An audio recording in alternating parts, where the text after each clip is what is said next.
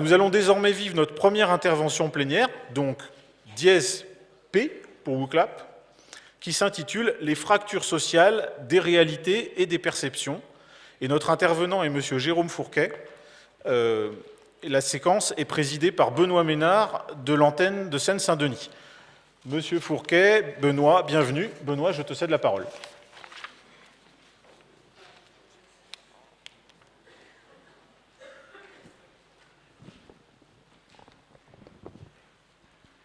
Bonjour à tous et bonjour Jérôme Fourquet. Alors vous pouvez vous asseoir pour l'instant, après vous interviendrez au pupitre, pardon. Je pense que ce sera mieux. Donc j'ai le plaisir de présenter Jérôme Fourquet, alors qui est un politologue et qui a fait l'Institut d'études politiques de Rennes et puis un DEA de géographie électorale aussi, ce qui est intéressant dans ses travaux.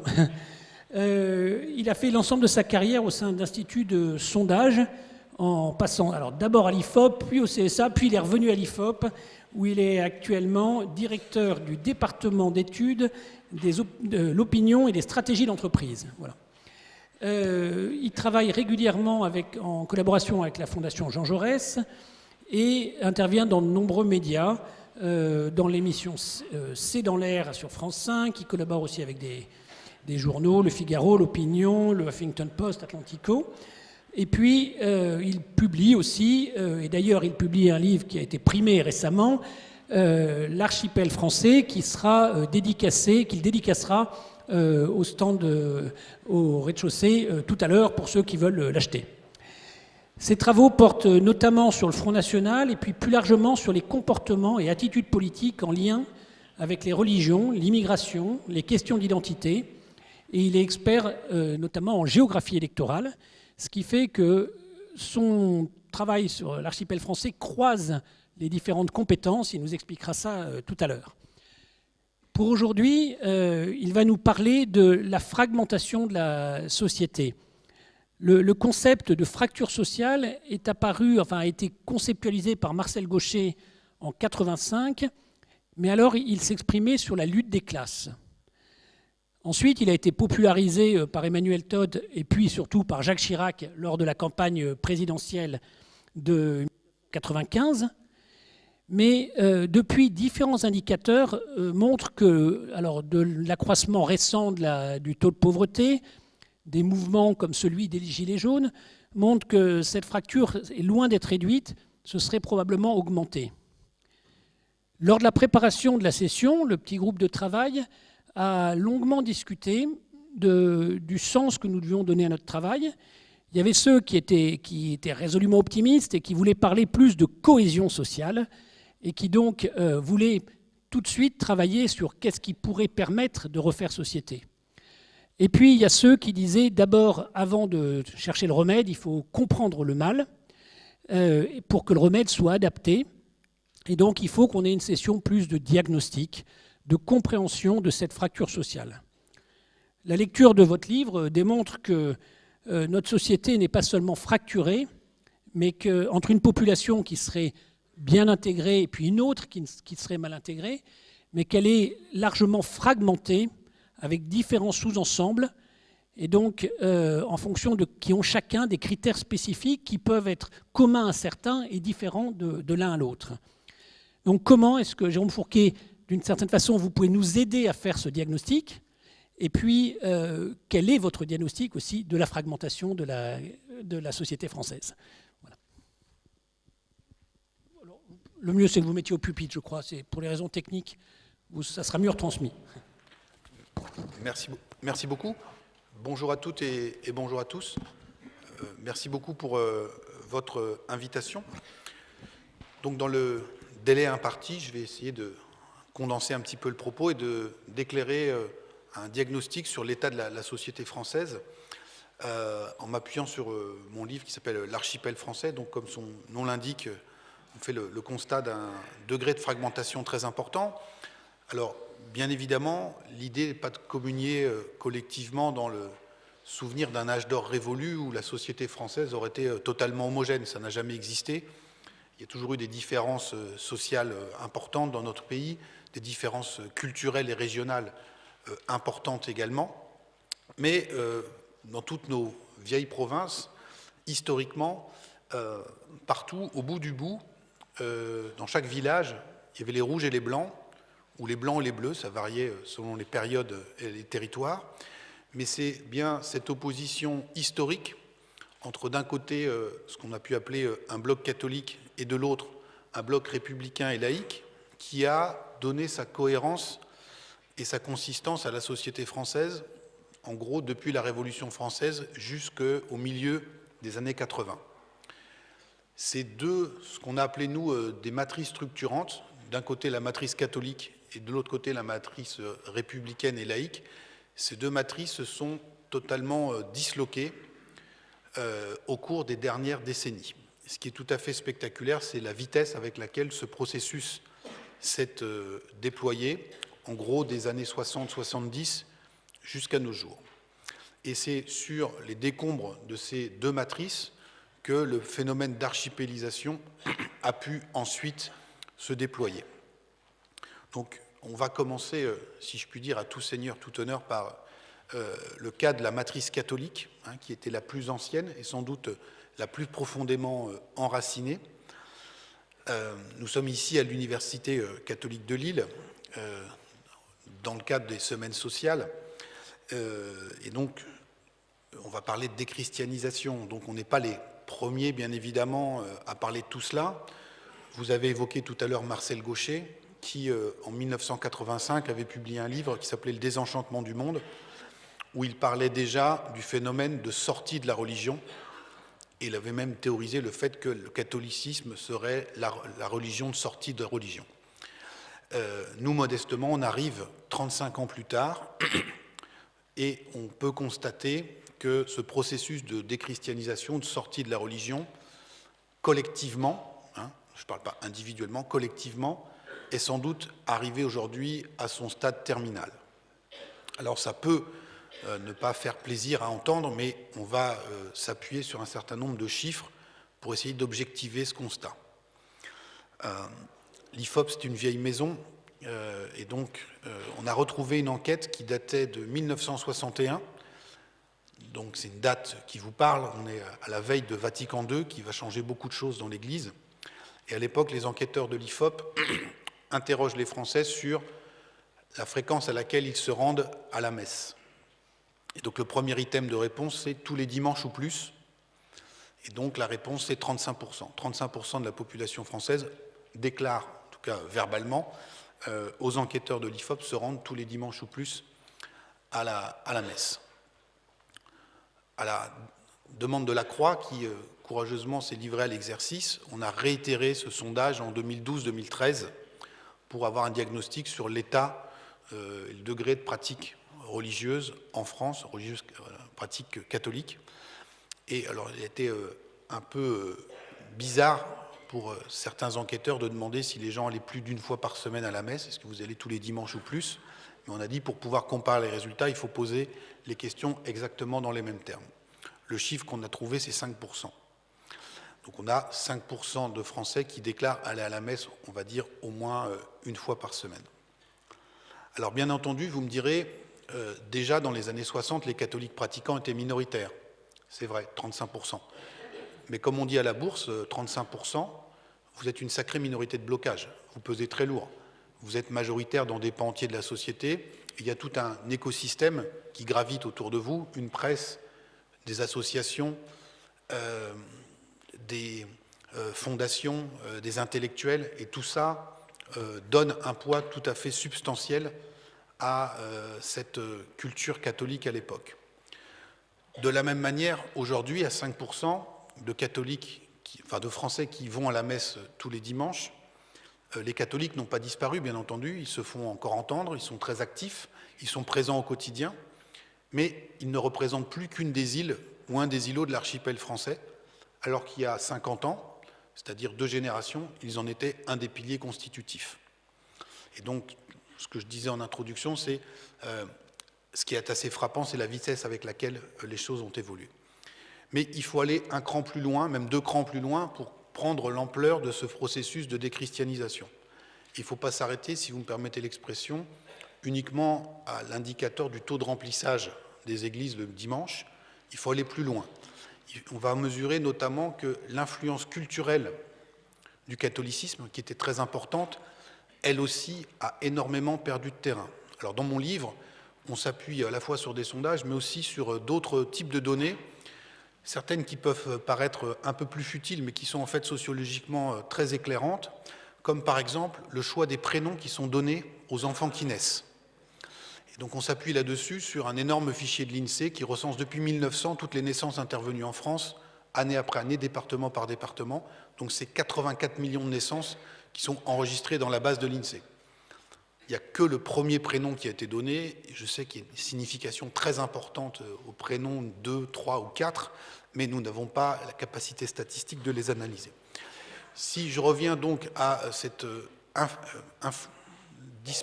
érosion très forte ou évaporation très forte de cette culture catholique éclairée à l'aune des prénoms. Au hasard, on en a pris un, Marie. Marie est un prénom qui est donné à 20% des petites filles qui naissent en France en 1900, 1 sur 5. C'est une moyenne nationale. En Île-de-France, où la déchristianisation a été précoce, on est déjà simplement à 10%. Mais dans des régions encore très catholiques comme les Vosges ou le Finistère, c'est une petite fille sur 2 qui naît cette année-là qui s'appellera Marie. Aujourd'hui, on est en moyenne nationale à 0,3%. Et donc vous voyez que cette influence du catholicisme qui allait jusqu'à peser sur le choix des prénoms qui étaient donnés aux enfants dans les familles françaises, eh bien, a considérablement régressé. Pour les garçons, puisqu'on est à l'âge de l'égalité, eh bien, on peut faire le même exercice avec le prénom Jean. Jean, c'était 16% des petits garçons en 1900, et nous sommes à peu près au même niveau que Marie aujourd'hui. Alors, pour ceux que ça intéresse, et je vois dans la salle que pas mal doivent appartenir à cette génération, nous avons eu... non, pas de 1900, pas de 1900. Nous avons observé un engouement dans les années 40-50 pour les prénoms composés à partir de Marie. Anne-Marie, Marie-Françoise, Marie-France, etc. Idem pour les gens. Jean-Louis, Jean-Marc, Jean-Philippe, etc., etc. On peut l'analyser comme une étape intermédiaire, un sas de transition dans le déclin de cette culture catholique. C'est-à-dire on appelle encore sa fille Marie, mais on commence un peu à customiser le prénom en rajoutant quelque chose. Ça va durer 15 ans, et puis ensuite les Marie-France et les Anne-Marie vont reprendre la même trajectoire que les Marie tout court. Troisième étape ou troisième niveau dans cette analyse de la déchristianisation de la société française,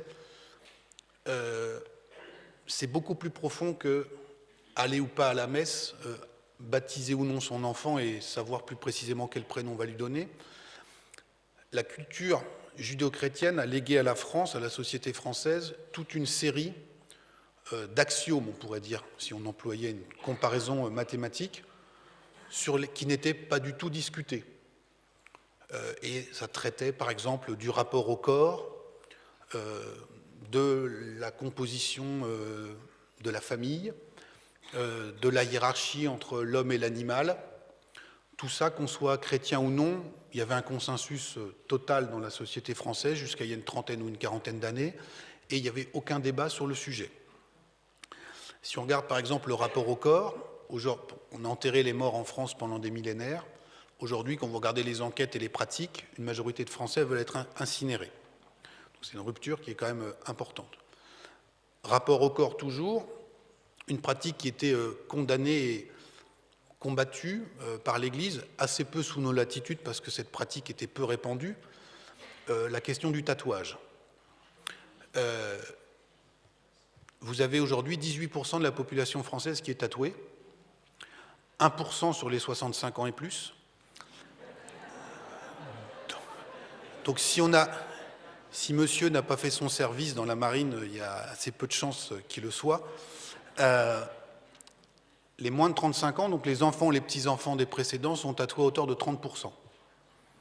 Il y a 4000 artisans tatoueurs en France. Donc vous voyez là aussi des choses qui semblaient totalement incongrues, qui se sont totalement banalisées, qui disent beaucoup sur l'évolution de notre rapport au corps.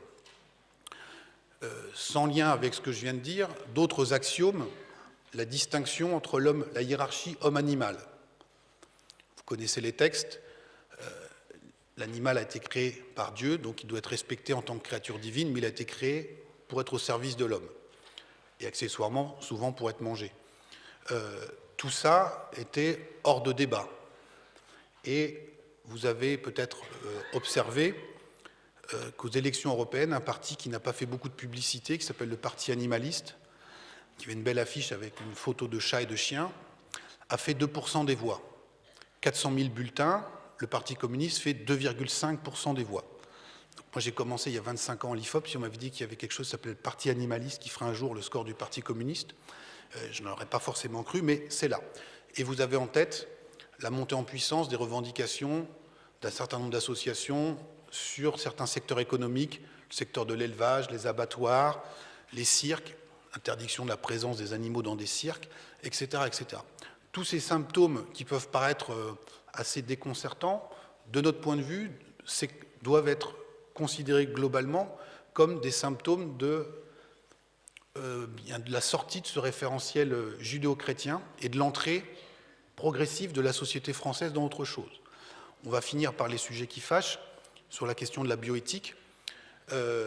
Aujourd'hui, quand on interroge les Français sur la question de la PMA, alors c'est un sondeur qui vous parle, il faut toujours faire attention aux libellés qui sont utilisés dans les questions, mais si on essaye de prendre un libellé équilibrant, dans ce que vous êtes favorable à un élargissement du droit à la PMA, donc là on va plutôt dans le sens du oui, et on rappelle néanmoins que si on a une PMA pour les couples de femmes et les femmes seules, ça veut dire que les enfants qui vont naître dans telle configuration n'auront pas de père. Quand on interroge les Français de cette façon-là, on est sur du 50-50. Mais quand on décline les résultats par tranche d'âge, 2/3 des 65 ans et plus avec cette formulation sont opposés, quand 2/3 des moins de 35 ans, ils sont favorables. Nous avons aujourd'hui, compte tenu de la physionomie de la pyramide des âges en France, des générations issues du baby-boom qui pèsent encore très significativement et qui sont porteuses de cette vision traditionnelle de la famille, de la procréation, parce qu'elles ont été socialisées, elles ont grandi, elles se sont construites dans cette France d'avant où ces éléments étaient tout à fait structurants. Les générations qui suivent se construisent dans un référentiel qui n'a plus grand-chose à voir. Et donc on ne prend pas encore pleinement la mesure du basculement qui est en train de s'opérer, à la fois au rythme du renouvellement des générations, mais aussi au rythme d'une modification de la législation qui modifie les cadres de référence. Et donc là, on est à la veille, on est en train d'assister à une forme de basculement anthropologique. Face à la dislocation de ce pilier catholique, a répondu la dislocation d'un pilier républicain et laïque, au sein duquel il y avait une force, notamment ici, dans cette région du Nord-Pas-de-Calais, qui était très importante, qui était le Parti communiste. Une contre-culture s'était créée, et beaucoup de sociologues qui ont travaillé sur la question parlaient même, à propos du parti, de l'Église rouge. Vous vous souvenez que dans les années 60 ou 70, se faire virer du parti, c'était aussi douloureux pour un communiste que de se faire excommunier pour un catholique. On perdait tout, son estime, sa famille, ses amis, ses relations, sa boussole. Ce monde communiste, il s'est effondré. Jusqu'à la fin des années 70, le PC, c'est 20 à 25% des voix à chaque élection en France. On a vu le score, on en a parlé tout à l'heure, aux européennes. Aujourd'hui, c'est 2,5. Donc en 30 ans, le score du parti a été divisé par 10. La brique élémentaire de cette contre-société communiste, c'était la fameuse mairie rouge, souvent en banlieue, pas seulement, ou dans les territoires ouvriers comme ici, avec les logements sociaux, les associations de locataires, les comités de quartier, les emplois municipaux, la distribution de tracts, la vente du journal, etc., les colonies de vacances, etc., etc. Au fait de sa puissance, le PC, dans les années 70, en Île-de-France, c'était le cœur battant du système, dans la fameuse banlieue rouge, contrôle 130 mairies. Aujourd'hui, ils en contrôlent une vingtaine. Et donc, à l'instar des catholiques pratiquants, les communistes n'ont pas disparu, mais ils ne sont plus également qu'un des îlots ou une des îles de l'archipel français. Sans se jeter de fleurs, quelqu'un qui travaillait à l'IFOP dans les années 60 avait la partie plus facile que nous.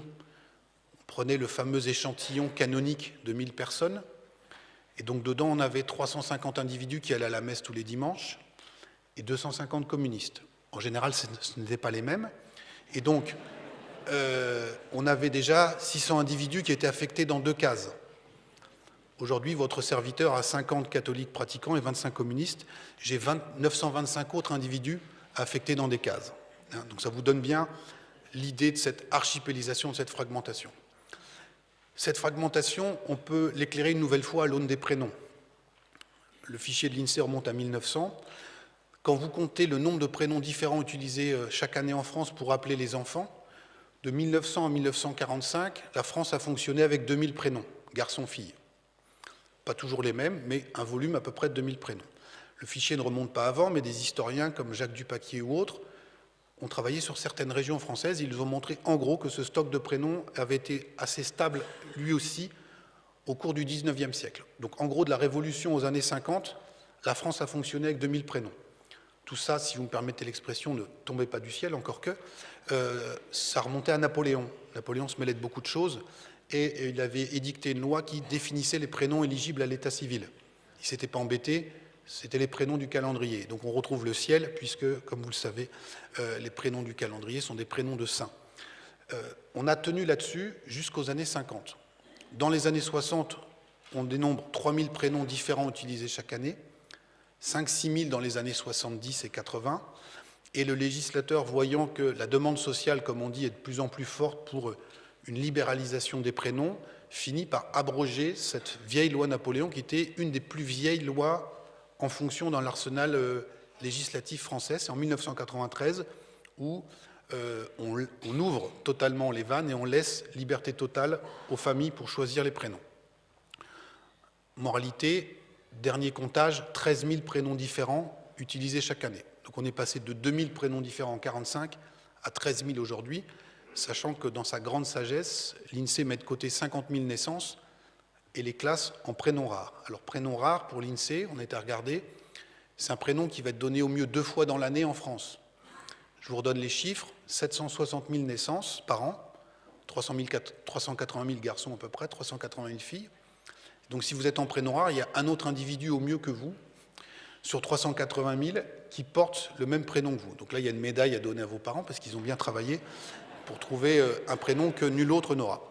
C'est une boutade, mais pas tant que ça, hein, puisque vous vous souvenez que, historiquement, on donne souvent aux enfants les prénoms des grands-parents. On inscrit l'enfant dans une tradition, un héritage, une lignée. Aujourd'hui, ce qui prime, c'est la distinction, la différenciation. Pas n'importe laquelle, on va le voir, puisqu'il s'agit de donner des prénoms qui permettent quand même de rattacher l'enfant à une des îles de l'archipel. Chaque île de l'archipel plante son drapeau, et aujourd'hui le prénom c'est le drapeau, en partie. Sur ce phénomène global ou ce paysage de fragmentation, se sont développés 3 ou 4 processus sociologiques assez spectaculaires ces dernières décennies pour encore accroître le phénomène de fragmentation. En haut de l'édifice social, on a ce qu'on a appelé de manière un peu provocatrice un phénomène de sécession des élites. Des élites qui se sont progressivement très éloignées, très coupées du reste de la société. Je vais aller vite pour essayer de tenir dans les délais. À quoi c'est dû? D'abord, des éléments plutôt positifs. Une démocratisation de l'accès à l'enseignement supérieur qui a fait passer le nombre de diplômés du supérieur de 3% de la population à 20 à 25% aujourd'hui. Je ne dis pas d'une classe d'âge, mais du total de la population. Quand on est 20 ou 25%, on ne se comporte pas comme quand on était 3%. À 3%, on est obligé d'aller voir les autres et on les voit toute la journée. À 20-25%, on peut vivre complètement dans sa bulle. On vit d'autant plus dans sa bulle, deuxième processus, qu'avec l'économie actuelle, les cadres, professions intellectuelles ont tendance à se concentrer dans les grandes métropoles. Donc ils sont plus nombreux et concentrés. Paris est l'archétype de tout ça. 25% de cadres et de professions intellectuelles au recensement de 1982 à Paris. On est à 45% au dernier recensement. C'est une moyenne municipale. Il y a des arrondissements, on est à plus de 60, ceux de l'ouest parisien. Et justement, si on part de ces arrondissements de l'ouest parisien, par exemple de la place de la Concorde, on prend sa voiture, même si c'est difficile aujourd'hui à Paris, et on fait 40 km plein ouest jusqu'à Versailles. Vous n'allez traverser que des communes sur 40 km dans lesquelles les cadres sont majoritaires. C'est plusieurs centaines de milliers d'habitants. il y a tout ce qu'il faut, les écoles, les bases de loisirs, les lieux de travail, les grandes surfaces, les lieux culturels, et donc on peut vivre en totale autonomie. Tout ça, cette autonomie est d'autant plus, ou cette autarcie est d'autant plus renforcée que le service militaire a disparu. Jusqu'à la fin des années 80, c'est 2/3 d'une classe d'âge masculine qui fait l'armée. Pas forcément, je vous l'accorde, tout le temps dans les mêmes conditions et dans les mêmes statuts, mais ça permettait un certain brassage. L'école républicaine et l'école privée n'ont pas disparu, mais l'école privée, donc souvent 90% de sensibilité catholique, jusqu'au début des années 80, recrute prioritairement sur une base confessionnelle. Et elle scolarise aujourd'hui 15 à 20% d'une classe d'âge. Et on a vu tout à l'heure qu'il restait 5% de catholiques pratiquants. J'ajoute qu'ils sont plutôt âgés et donc souvent non plus forcément d'enfants en âge d'être scolarisés. Donc, il manque des clients. Et ce qu'on constate dans les grandes métropoles, c'est que le recrutement aujourd'hui de ces écoles se fait de plus en plus sur une base sociale et de moins en moins sur une base confessionnelle. Donc la mixité, là aussi, laisse de plus en plus à désirer dans les écoles. Dernier lieu où il y avait un brassage, notamment pour les jeunes générations, les colonies de vacances. L'âge d'or des colos, dans les années 60, c'est 4 millions d'enfants tous les étés en colonies de vacances. Aujourd'hui, c'est 800 000. Elles n'ont pas disparu, ces colonies de vacances, elles sont pilotées par les mairies ou les conseils départementaux qui, de manière légitime, les dédient d'abord aux enfants des familles les plus défavorisées en pratiquant des tarifs très sociaux. Donc on a une spécialisation vers ce public. Ceux qui habitent entre la place de la Concorde et Versailles, si je reprends mon exemple, peuvent envoyer aussi leurs enfants dans des séjours collectifs, se perfectionner à l'anglais, apprendre le poney. Mais tout ça a un coût, et souvent c'est privé, et donc on se retrouve souvent entre gens du même milieu. Et puis il y a les enfants des Gilets jaunes, dont les parents ne gagnent pas assez pour avoir le tarif social pour aller en colo, et qui ne gagnent pas suffisamment, enfin gagnent trop pour avoir accès aux colonies de vacances sponsorisées, subventionnées, et pas assez pour payer le stage de poney. Et donc, soit ils partent avec les parents, soit ils restent à quai pendant les vacances. À cette sécession des élites a répondu une autonomisation culturelle et idéologique des milieux populaires. C'est un terme un peu savant, ça veut dire quoi? Ça veut dire en gros que les milieux populaires ont arrêté de regarder le haut de la pyramide comme un exemple à suivre ou une source d'inspiration. Là encore, on peut convoquer les prénoms pour s'en persuader. Les sociologues qui, avant nous, ont travaillé sur les prénoms avaient mis en évidence un phénomène de ruissellement. Donc je ne sais pas si ça fonctionne en économie, mais sur les prénoms, ça marchait. Où les prénoms, on a dit tout à l'heure, il y avait un panel de 2 à 3 000 prénoms, mais il y avait des modes. Et les modes souvent étaient lancés par le haut de la pyramide. Milieu artistique, les plus cultivés choisissaient des prénoms à la mode. Les cadres, les chefs d'entreprise les reprenaient avec quelques années d'écart. Et puis, par percolation, les classes moyennes, les enseignants, puis, au bout du cycle, les ouvriers, les employés. Quand le haut de la pyramide constatait avec effroi que tout le monde portait ces prénoms, on se disait qu'il était grand temps d'en changer et on enclenchait un nouveau cycle. Ce phénomène n'a pas disparu, mais aujourd'hui, la percolation, elle s'arrête au mieux dans la classe moyenne, au mieux. Et en face, on a d'autres modes très puissantes qui se sont développées ces dernières années, notamment dans les années 80 et 90, avec un très fort engouement pour les prénoms anglo-saxons. Au pic de cette tendance, c'est 13% des garçons en 1993 qui vont se voir gratifiés d'un prénom anglo-saxon à la naissance, avec un prénom emblématique, Kevin. Kevin qui va être donné à 160 000 enfants, 160 000 garçons, et qui va être le prénom le plus donné en France 7 années de suite, de 89 à 96. Quand vous faites la carte de France de ces prénoms anglo-saxons, vous voyez apparaître tout le nord-est, une partie du sud-est, et beaucoup d'indicateurs nous montrent que cette mode a touché essentiellement les milieux populaires. Il y a assez peu de Kevin dans le 16e ou à Neuilly. Cette carte, nous sommes déformés. Rappelez mon formation de géographe électoral, on s'est dit, mais on la connaît cette carte. C'est la carte du deuxième tour de la présidentielle. Alors vous avez appris à l'école, et on est ici à l'université de Lille, que corrélation n'est pas raison. C'est pas parce qu'il y a deux cartes pareilles qu'il y a un rapprochement entre les deux. Mais on a poussé l'analyse un peu plus loin, et donc cette similitude entre la carte du vote Front National et la carte des prénoms anglo-saxons, la variable qui fait le lien, c'est le taux de la proportion de milieux populaires dans ces territoires de cet électorat. Et vous vous souvenez peut-être le prénom du tête de liste du Rassemblement national aux dernières européennes, il s'appelle Jordan Bardella. Pas très loin d'ici, Hénin-Beaumont, le fief de Marine Le Pen, est présidé, a comme maire quelqu'un qui s'appelle Steve Briouat. Et vous pouvez multiplier dans vos régions respectives les exemples. Beaucoup des cadres, ou en tout cas des candidats qui sont présentés par le Front National, portent ces prénoms. Et vous regarderez que ces prénoms, en revanche, on les trouve très peu dans les candidats qui sont présentés par les autres partis politiques. Donc là, il y a un phénomène de autonomisation culturelle et idéologique très fort de ces catégories populaires. Donc on a parlé du haut, du bas de la société. On va dire un mot maintenant des échelons intermédiaires, ces fameuses classes moyennes, revisitées à l'aune du conflit des Gilets jaunes ou de la crise des Gilets jaunes. Pour nous, la crise des Gilets jaunes, c'est un mouvement qui part du bas de la classe moyenne et qui consiste à se mobiliser contre la peur ou la réalité d'une forme de déclassement. Peur de tomber et d'être aspiré par le bas.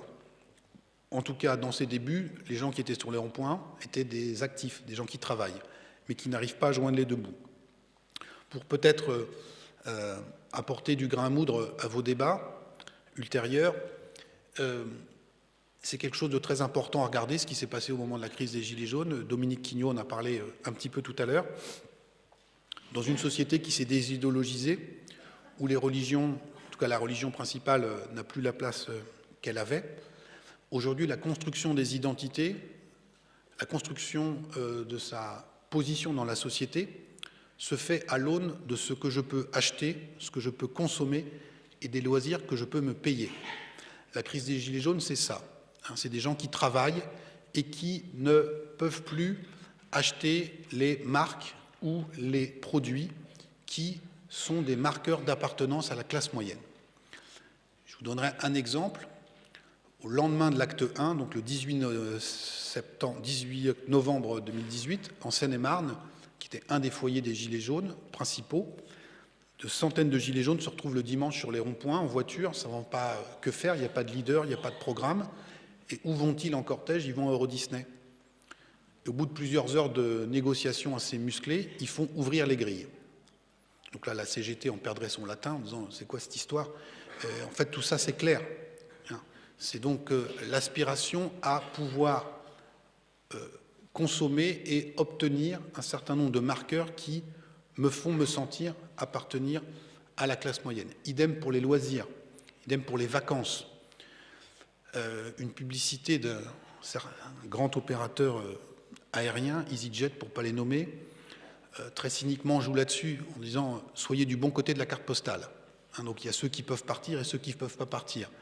Il y a ceux qui peuvent acheter des Nike à leurs enfants et ceux qui ne peuvent pas acheter des Nike. Rappelez-vous, quelques mois avant la crise des Gilets jaunes, il y a eu un épisode que les journalistes, enfin certains médias ont appelé les émeutes du Nutella. Il y avait un grand acteur de la distribution qui avait eu la bonne idée de faire une promo géante sur le Nutella, parce que c'était pas n'importe quoi. C'était une marque très iconique et qui touche les enfants, parce que aujourd'hui, pour être un bon parent, dans ces milieux, il faut pouvoir acheter des marques aux enfants.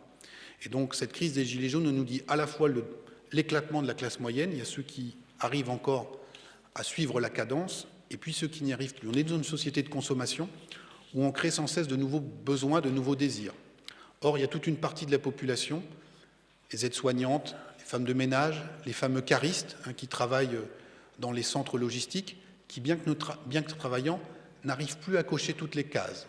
Et pour eux, le pacte est rompu, puisqu'ils travaillent et pour autant, ils ne peuvent plus consommer ce qui est perçu normalement comme étant le panier de biens minimum. On pourrait continuer, mais je vais m'arrêter là en mentionnant juste un autre phénomène extrêmement puissant qui s'est déployé au cours de la même période, des années 60 à aujourd'hui, qui est celui de l'immigration qui a lui aussi considérablement diversifié et rendu la société française beaucoup plus hétérogène.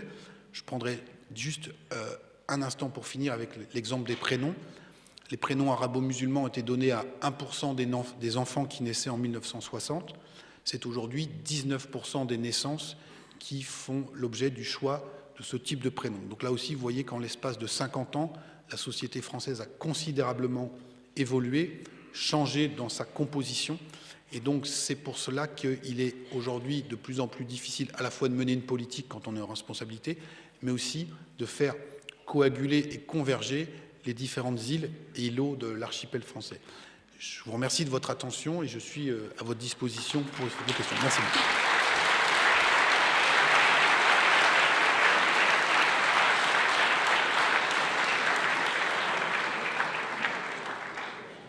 Alors, merci beaucoup. Pour ceux qui n'avaient pas compris à l'introduction, le diagnostic est pas si simple qu'on pouvait l'imaginer au départ. Pour essayer d'approfondir le sujet, on a deux sources de questions.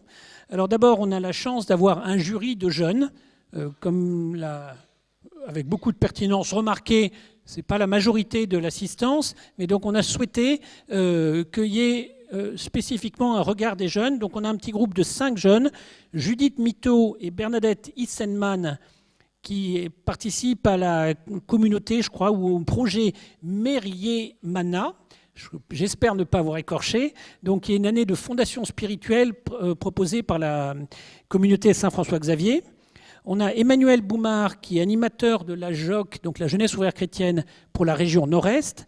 Et puis, on a 2 jeunes hauts fonctionnaires, donc fraîchement sortis de l'ENA, qui travaillent au ministère de l'économie, Sébastien Piednoir et Pierre-Léonard Rousseau, le deuxième travaillant sur les relations financières avec l'Afrique de l'Ouest, et le premier sur l'évaluation des politiques publiques, dont Jérôme Fourquet vient de dire que ce n'était pas facile de les mener quand on était dans une île au milieu de l'archipel.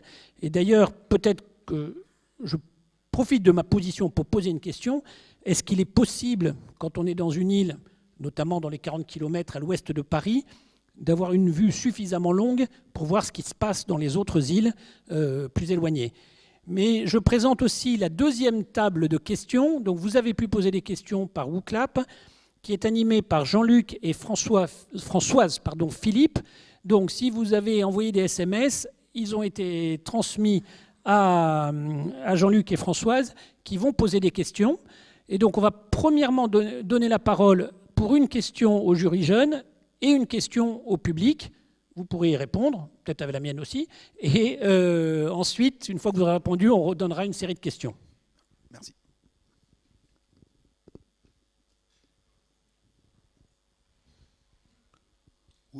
Alors, qui prend la parole pour le jury jeune ?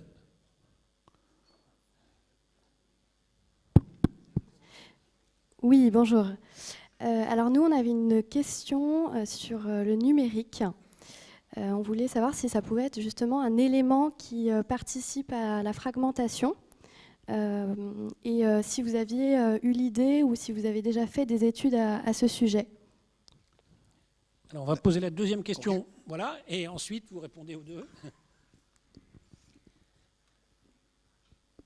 Plusieurs questions sur votre diagnostic de l'effondrement de la matrice catholique.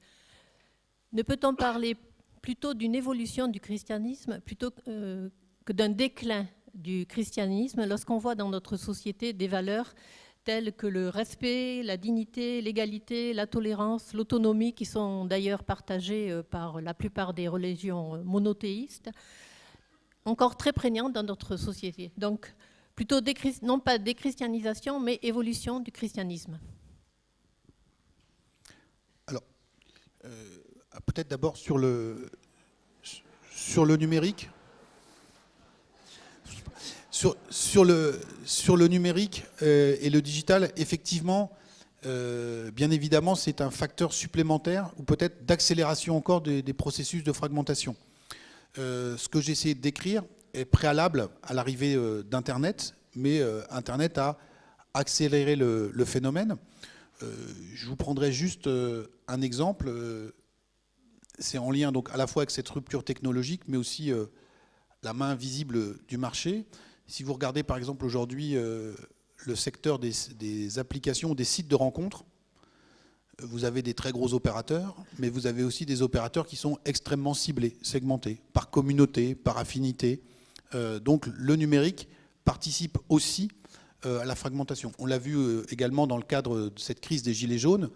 Les gens de l'île de l'Ouest parisien étaient beaucoup sur Twitter, quand la France des ronds-points, elle était beaucoup sur Facebook, et pas n'importe quelle page de Facebook. Et Facebook aussi a modifié son algorithme pour qu'on vous envoie prioritairement vers des pages de comptes dont la machine a identifié que vous étiez en proximité. Et donc ça renforce effectivement ce que les spécialistes appellent des bulles de filtre ou des biais de confirmation, en disant ben, tout le monde pense comme moi, la belle affaire, puisque la machine vous envoie uniquement vers des gens qui pensent comme vous. Deuxième question sur le diagnostic sur le déclin du catholicisme. Alors je sais qu'il peut être assez difficile à entendre. Moi, c'est celui que je fais. On peut aller dans votre sens en disant que peut-être du coup une victoire plus large, en disant que le catholicisme a en fait triomphé dans la mesure où toutes ces valeurs irradient en profondeur aujourd'hui la société française. C'est un point de vue, je ne le partage pas totalement. Je pense que, bien évidemment, il reste un substrat qui a été formaté sur la longue durée par cette imprégnation judéo-chrétienne, mais que nous sommes quand même à la veille d'un basculement en termes de repères, de grandes valeurs. Et je pense que les années qui viennent vont nous confirmer dans ce jugement-là. Alors, et sur peut-être votre question, ces fameuses élites, est-ce que c'est difficile de prendre le pouls de la société ? Moi, je pense que c'est leur boulot. C'est leur boulot. Quand on est aux manettes, on doit savoir de quel pays on hérite.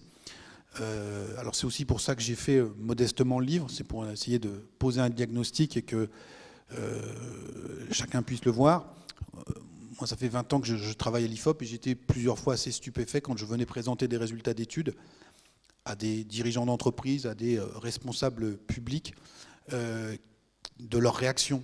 J'ai l'impression qu'ils étaient stupéfaits parfois en découvrant un certain nombre de chiffres. Alors c'est très bien pour l'IFOP, on va continuer de travailler un certain nombre d'années, mais c'était plus inquiétant pour mon pays. Et donc je fais souvent mienne la formule d'un essayiste américain qui s'appelle Thomas Frank, qui a travaillé sur l'Amérique profonde, le Kansas, et un livre qui s'appelle « Pourquoi les pauvres votent à droite ». Donc c'est tout un programme. Il l'a écrit avant la victoire de Trump, mais il y avait tout dedans.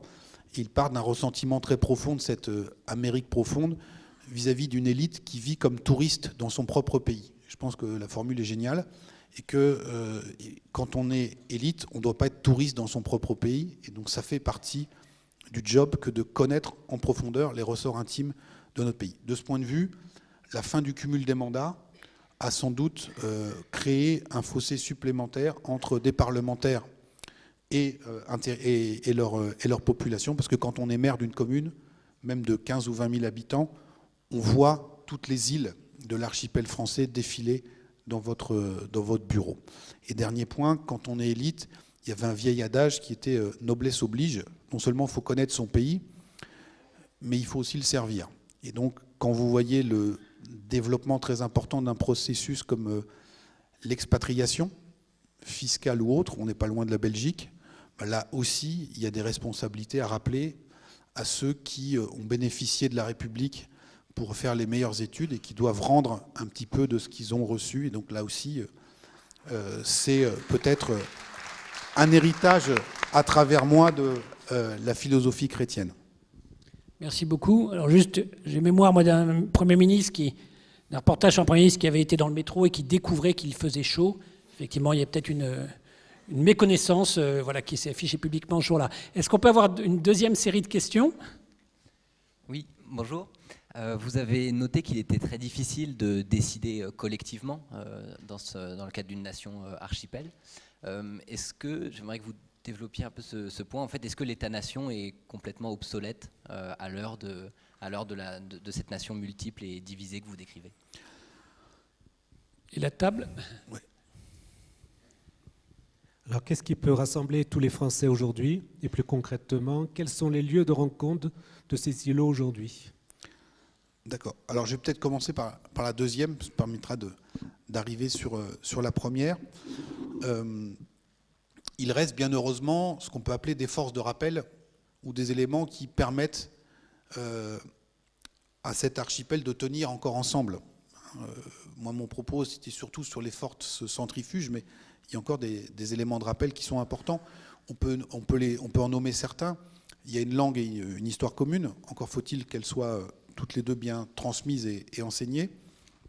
Un corpus de valeurs, il en a été question tout à l'heure, des institutions, et également un système social. Le modèle de retraite par répartition, c'est un élément extrêmement puissant qui maintient des liens entre des îles de l'archipel. Idem pour notre modèle de protection sociale.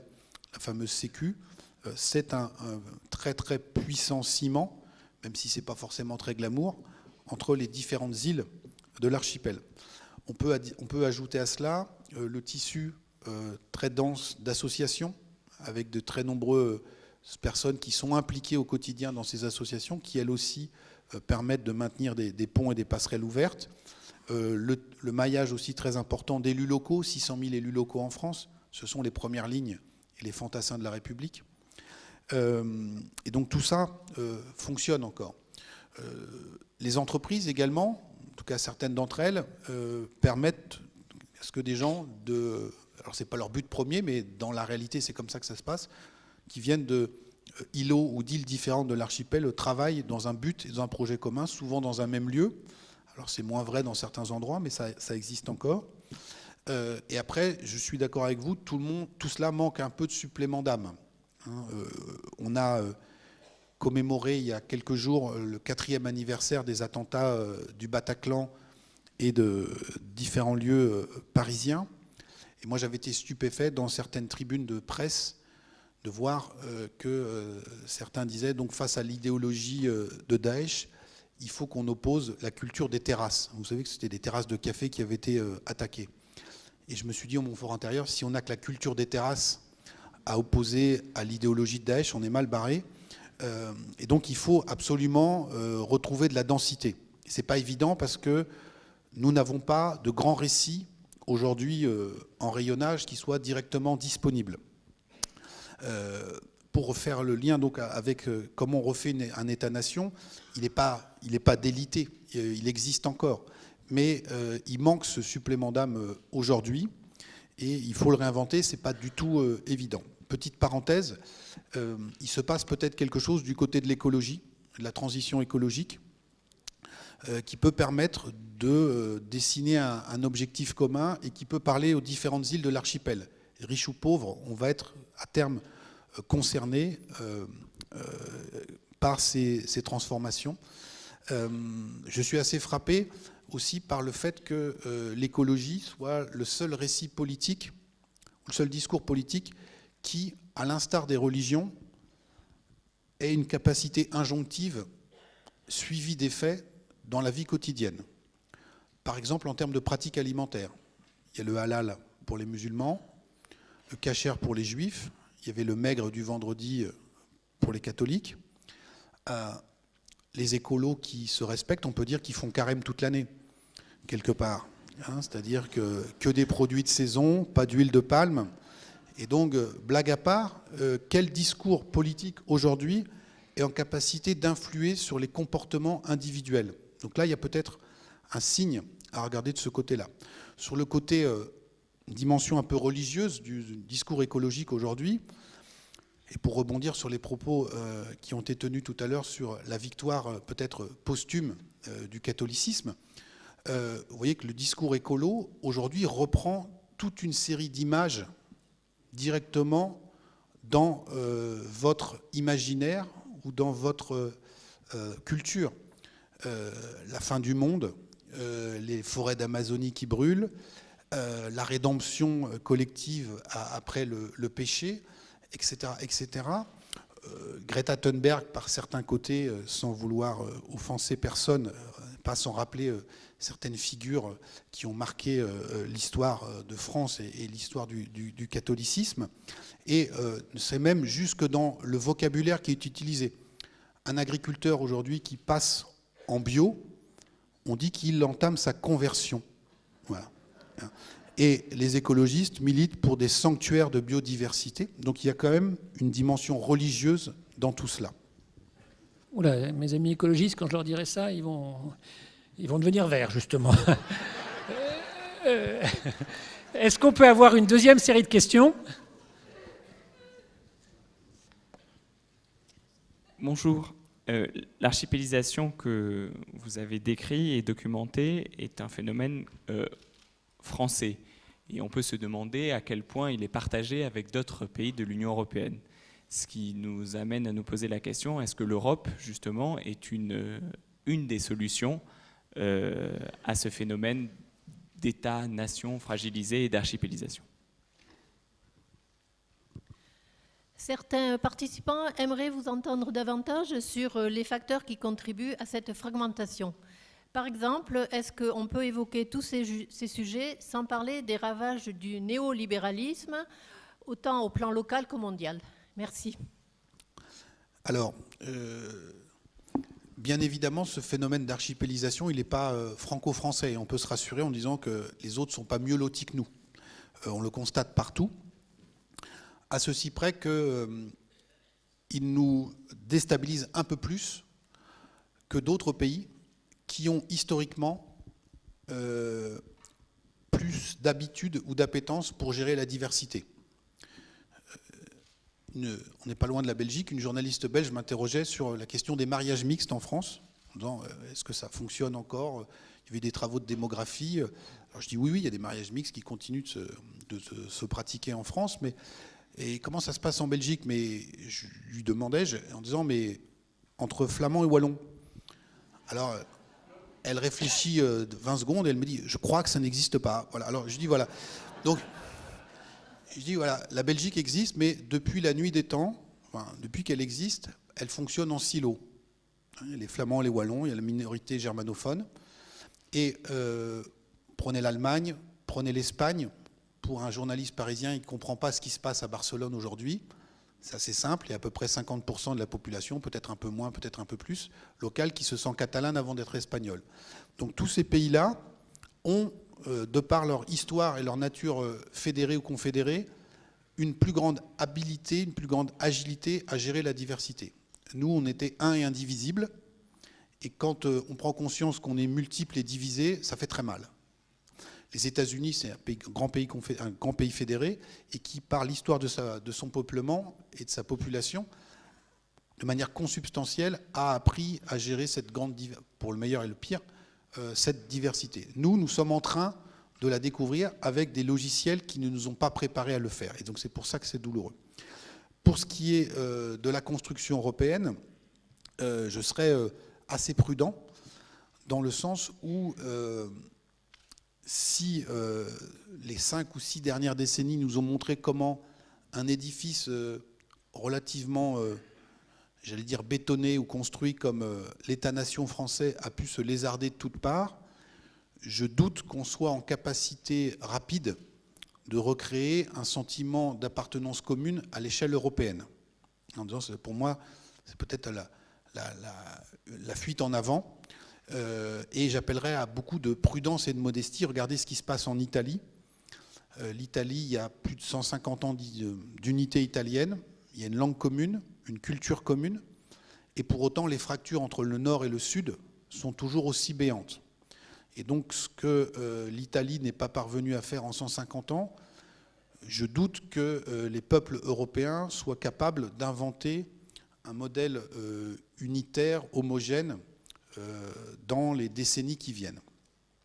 Sur la question du néolibéralisme, alors je n'ai pas eu le temps de tout développer, bien évidemment, mais la crise des Gilets jaunes, il y a de ça aussi, hein, c'est-à-dire la concentration des richesses et des activités dans les grandes métropoles, la désindustrialisation, nous sommes ici dans le Nord-Pas-de-Calais, des vieux bassins sidérurgiques, miniers ou autres. Tout ça a bien évidemment creusé incontestablement les fractures. sur la désindustrialisation, on s'est polarisé à juste titre sur la fin des hauts fourneaux et des mines en Lorraine et ici, mais nous avons eu une désindustrialisation rampante qui a fait peut-être autant de dégâts, mais de manière invisible, dans toute la France rurale. Beaucoup d'usines, 100, 200 personnes, étaient implantées en milieu rural et faisaient vivre, maillaient le territoire. Tout ça a sauté. Et aujourd'hui, eh bien, les emplois se concentrent dans les métropoles. Il faut faire 30 à 40 km pour aller chercher son emploi. Il faut 2 voitures. Et on retombe sur cette question de la dépendance à la voiture et à la crise des gilets jaunes. C'est le petit bout de la lorgnette, mais pour dire que, évidemment, l'entrée dans la globalisation néolibérale a aussi eu de puissants effets de fragmentation de la société française. Voilà, bah écoutez, merci beaucoup Jérôme Fourquet. Merci à vous. Alors, comme il l'a dit, il n'a pas eu le temps, on va laisser profiter les applaudissements quand même,